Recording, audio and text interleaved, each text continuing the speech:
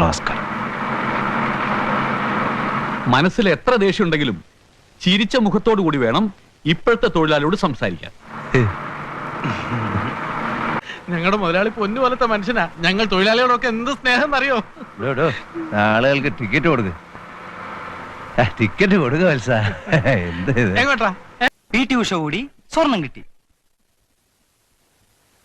ഓടിയ എല്ലാ കൺട്രീസിനും സ്വർണം കിട്ടണമെന്നില്ലല്ലോ. രണ്ടാമതെത്തിയ കൺട്രിക്ക് സിൽവർ, വെള്ളി. മൂന്നാമതെത്തിയ കൺട്രിക്ക് ഗോൾഡ് മെഡൽ.